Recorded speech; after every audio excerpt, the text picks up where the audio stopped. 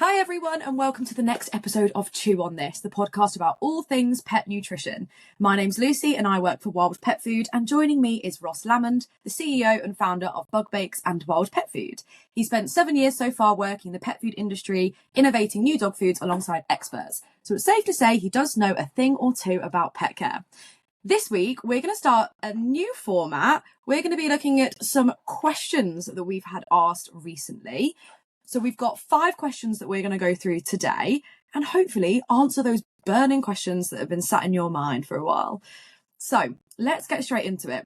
The first question we've got is, what is a hypoallergenic dog food? Well, a hypoallergenic dog food is a food that uses a novel protein. A novel protein, there isn't actually anything structurally super different about a novel protein. I mean, all animal proteins are slightly different structurally, but a novel protein basically means there's a very low chance of your dog having an allergic reaction to it.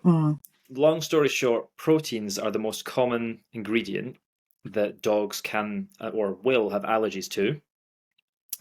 And the most common protein sources are also the most common allergens for dogs. And there's a few reasons for that. Often it's because dogs have just been exposed to these proteins more often. So if you're exposed to something over and over, especially a low quality version of that, over time and over generations, you can develop allergies or intolerances and things like that. So yeah, hypoallergenic food is basically food that's been designed to minimize the risk. You'll never eliminate it completely because every dog is different. So one dog could be allergic to absolutely any ingredient, just like one human. We can be allergic to anything, but the percentage chance of that happening is way lower if you use a hypoallergenic food. And there's not actually a complete exhaustive list of what novel proteins are. It's as I say, it's sort of a slightly gray area. Often you'll get some vets or some nutritionists and they say, I class this and this as a novel protein. But as I say, it's just it's really, as it sounds, it's novel, it's a bit different, and if it's a bit different and not commonly used, then the chance of that eliciting allergic reaction or intolerance with your dog is very low. So some really common examples of that are, well, a new one is insect protein. That's what we used for Bug Bakes for a long time, and that's where loads of customers actually found quite a lot of relief for their dog that just seemed to be allergic to every meat that was out there. So insect protein is a really good one. You can also get things like venison. Duck is a novel protein version of something like chicken or pheasant. You can do trout. You can do blue whiting, like is in our wild food. But they're just some examples of novel proteins. And then your standard protein sources like chicken or beef or general whitefish, they are not novel proteins. But that doesn't make them bad. They're still really good, healthy sources of protein. They're just more commonly used. So if your dog has protein allergies, there's a higher chance that they'd have an issue with that. Yeah, I think I actually took my dogs to the vet yesterday to have their annual boosters, and the vet has finally confirmed that George does have an intolerance to beef. And I imagine exactly that. When he was a puppy, probably up until about 2 years ago, he pretty much only had like either a turkey or a beef food. So that's probably where that's come from. And actually he's found that chicken is okay. He's all right on chicken, but chicken and fish are his favourites, and they're doing him the world of good. So for me, I go for a hypoallergenic dog food where I can, obviously wild, just to really help alleviate those symptoms, because when they've got an allergy or an intolerance, you know about it. They can't hide those very well. Did your vet do a test for No, he basically asked us to keep an eye on what we're feeding him. Obviously, it's easy for us because we're feeding the single proteins wild, so we know which ones. Right. If all the 20% fruit, veg and superfoods are the same, then it's only going to be the protein that's different. And it was the beef was the only one he had a reaction with any time. But he's been doing that for a while before we even moved on to wild.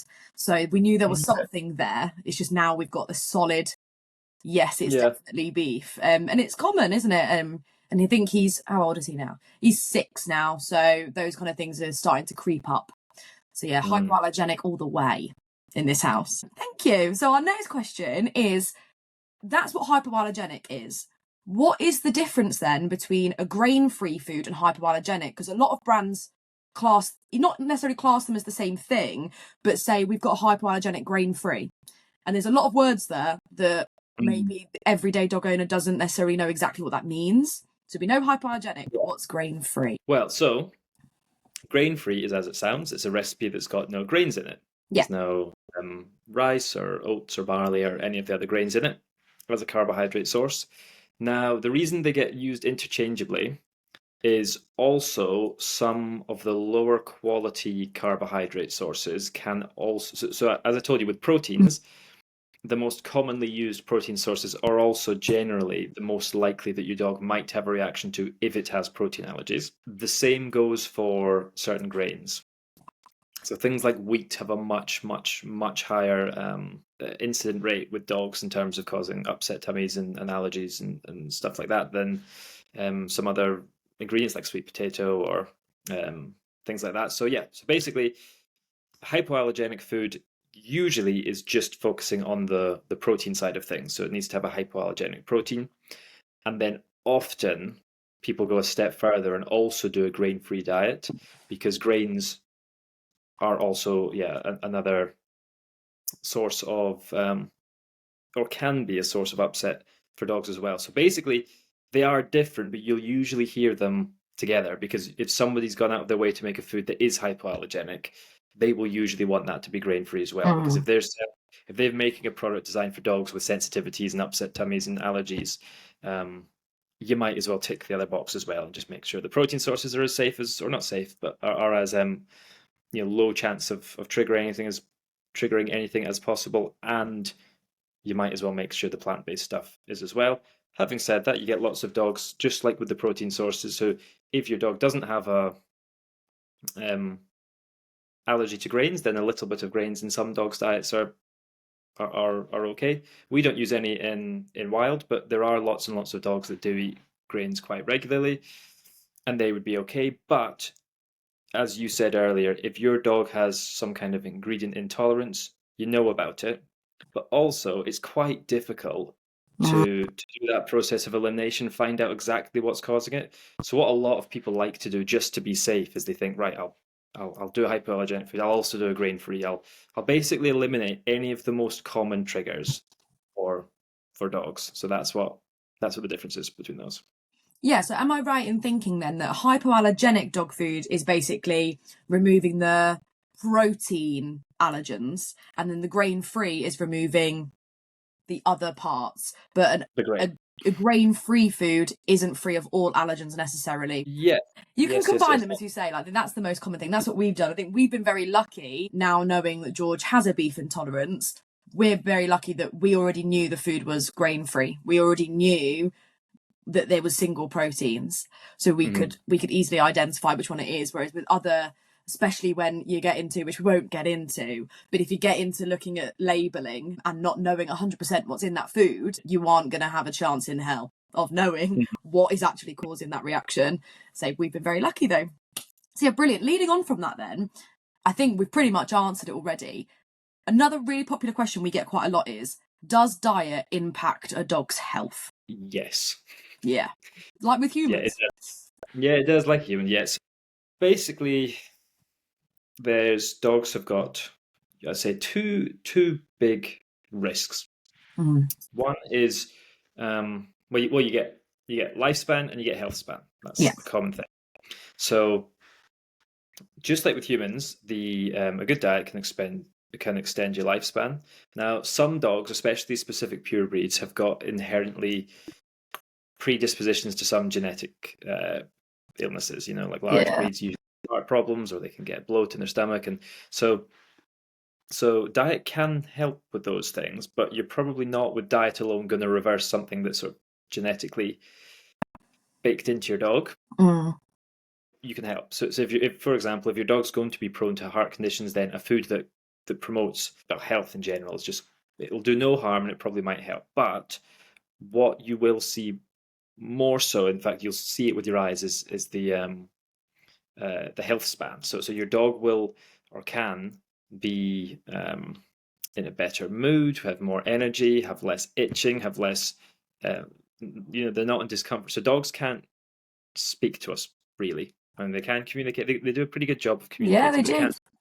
So if you or I was having like just pains all about your body, or your hip is aching, or you're getting itchiness, like I'd whinge about it. Yeah, I'd I tell would. anyone. Whereas dogs, usually by the time you know about a dog's chronic problem it's having, it's quite bad, because dogs are quite happy-go-lucky. They don't really think about themselves or focus on themselves. They just sort of go and live life and love life. Yeah.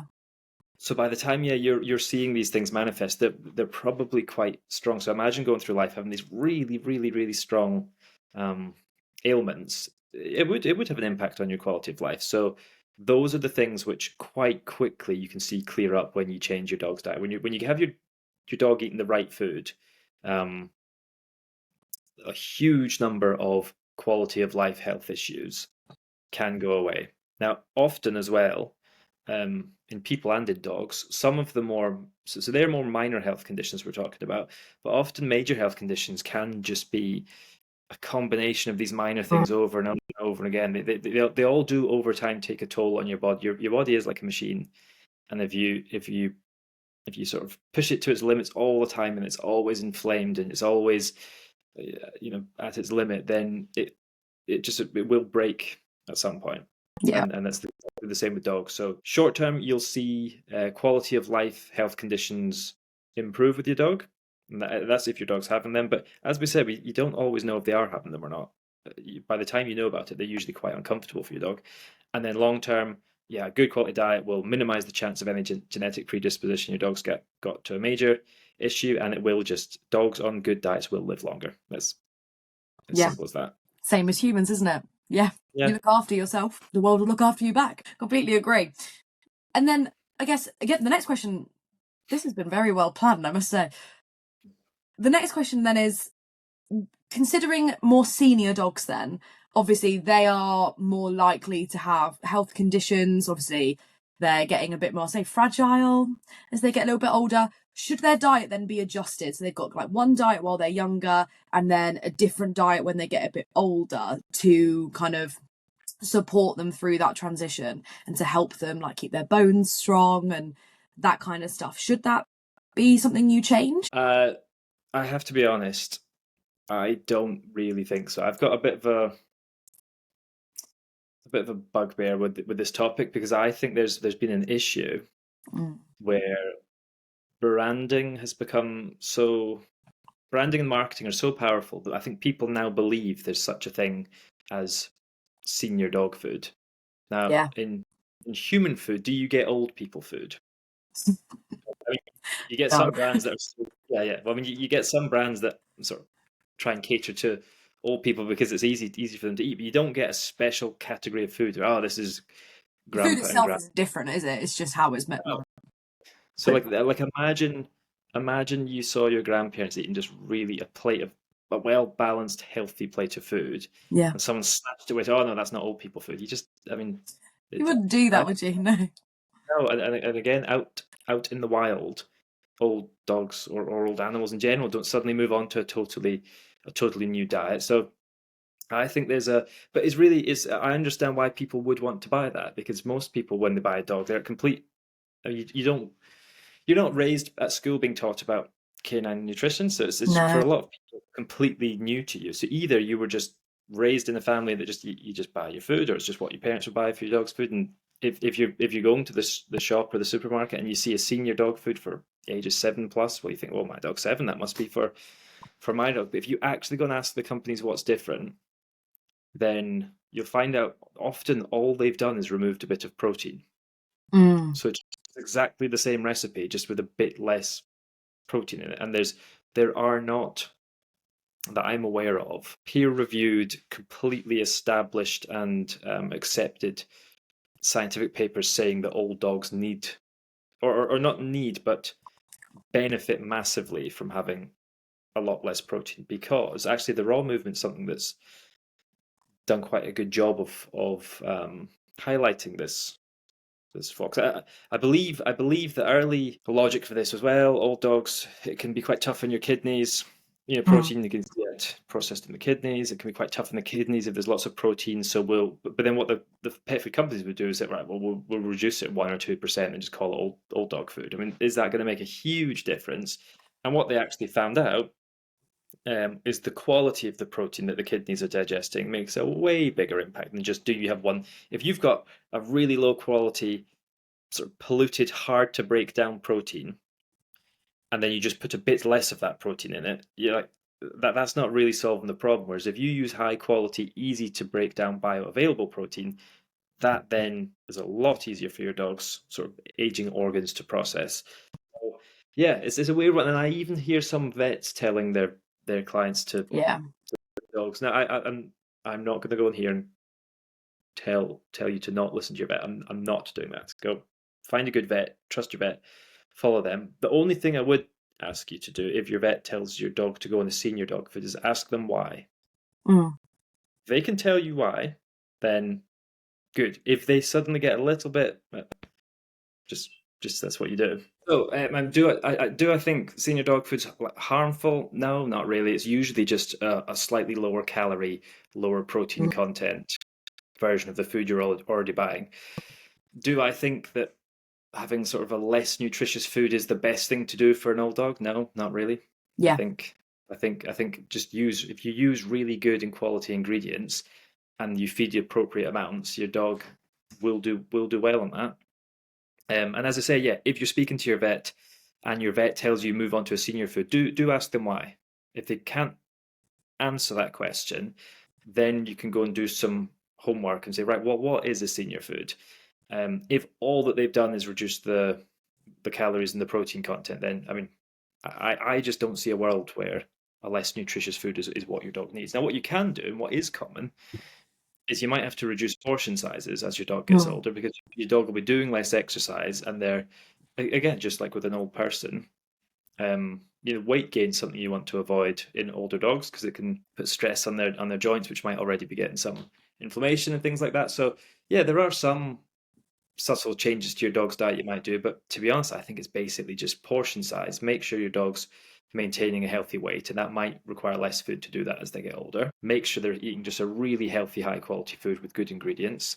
And the one thing which some senior dog foods have, which might be good, is joint care supplement added to the recipe. Now that is good, but you don't have to buy a whole specific senior dog to get a bit of joint care supplements. And again, I think if that's the route you want to go down, do a bit of homework, because what you'll find is a lot of brands out there will include joint care supplements just to say they've got it in them.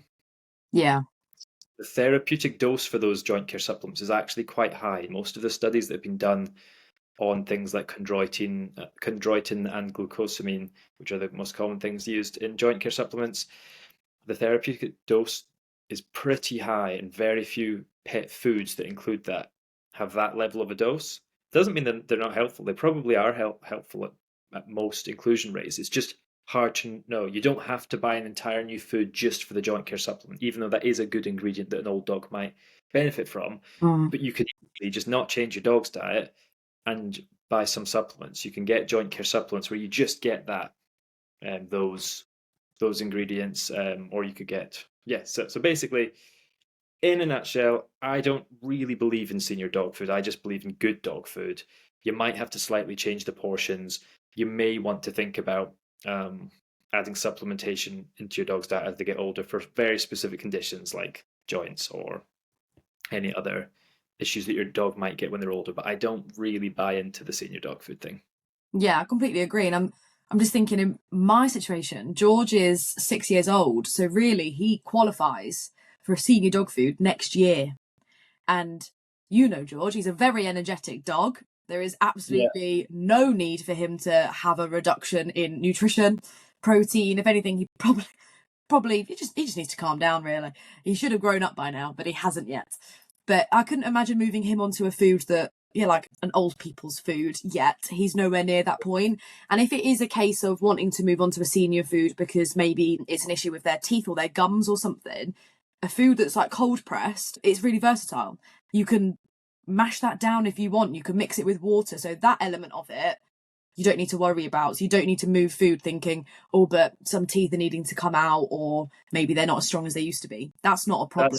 That's a really good point you raise, actually, and it's something that hadn't occurred to me as I was answering that. But you are right that, to be honest, with with something like a senior food, it's as much about have they changed the form factor to make it a bit easier for my Yeah. dog to eat.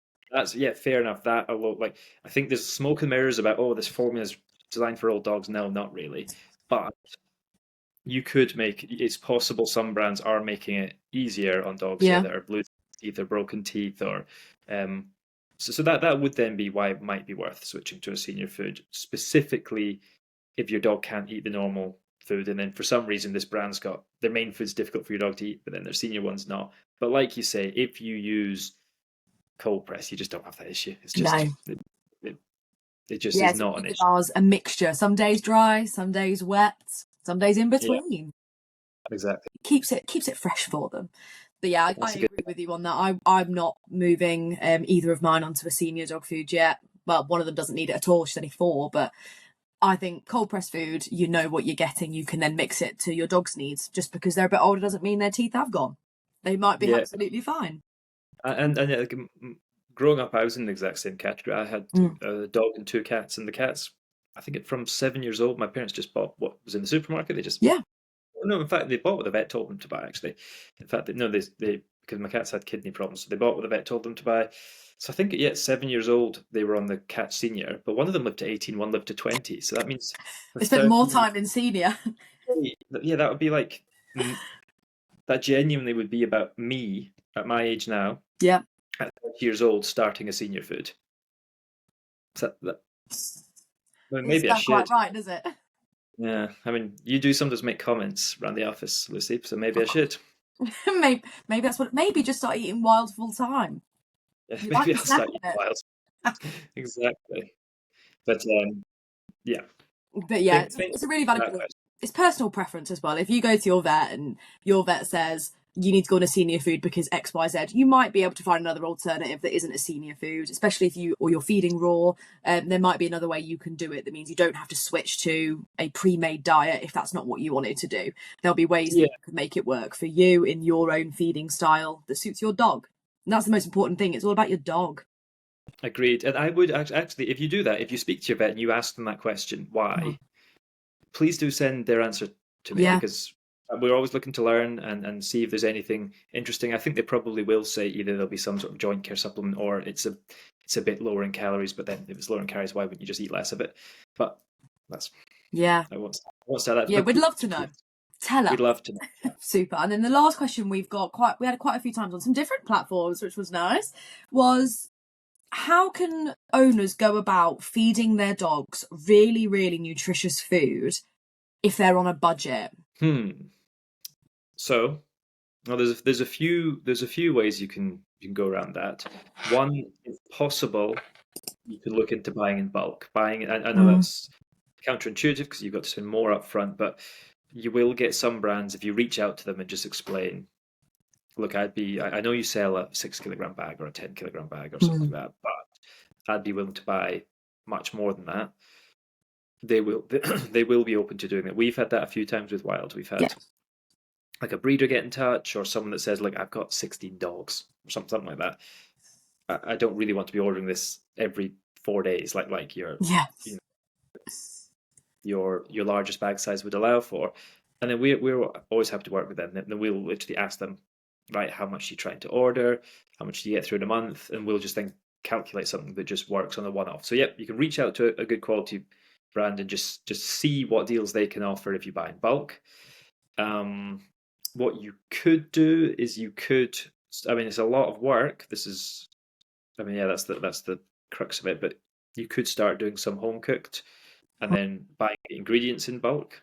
So you probably will be able to cut some costs there if you really, really batch cook your. Yeah, so you could batch cook meals. I'm sure there are savings to be made there if you find some ingredients that are high quality, but you can buy in bulk. What a lot of raw feeders are already used to doing, but it's getting harder and harder, to be honest with you, is they used to go and buy offcuts from the butcher. And that's something that we did with our dog growing up. I was just speaking to someone the other day that said in the last 4 years it's literally doubled or tripled. I think they would buy like sort of Oh. tripe and sort of various cuts and body parts. And yeah, it's like in the last 4 years, it's like doubled or tripled from the local butcher.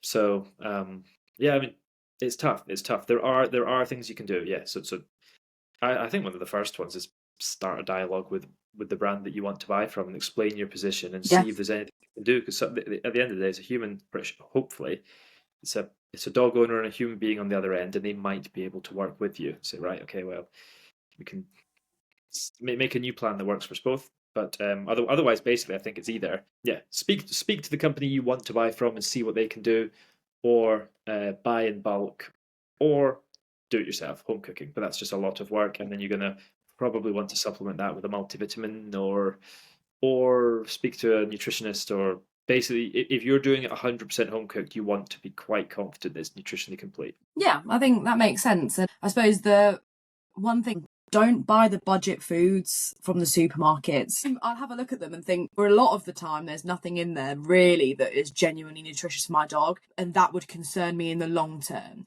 If it's a very, very short term solution, you just need something for that week. It won't have a long term impact. It'd be far better, as Ross says, just to contact the brand you want to buy from and have a conversation. Even if they say there's really not a lot we can do, they might say that, but they can point you in the right direction of somebody who can. So it's always worth a conversation. Yeah, no, that's definitely a good point. But of course, we respect, like, Yeah, do what you can, because times are tough. times are tough. Yeah, but if you've got the knowledge and the time, I suppose, is the most important thing, isn't it? The time to be able to sit there and research canine nutrition and know how to put a balanced meal together, because it's not easy. And I know a lot of raw feeders make it look so easy, and it's not. We've both raw fed before, and it's not as easy as it looks sometimes. No. If that isn't an option, and you know you genuinely don't have the budget to bulk buy, have a look at what's around there, because my mindset is always, there's always a better version at the cost you want. There's always something out there. Pets at Home, go and have a look. There are some really good brands in there that aren't costing an arm and a leg to buy. So there's always something that's better than we have no idea what's in this food. There's always a better version. So would agree with that. Yeah, that's going to be my mantra. I'm going to get it tattooed on my head. There's always a better option. So thank you very much for your time today, Ross. I know you're super busy. Audience, if you have any questions at all that you want us to look into, comment them down below. We're going to try and do these every Friday, I think we've said, haven't we? We'll do these little Q&As that we get throughout the week.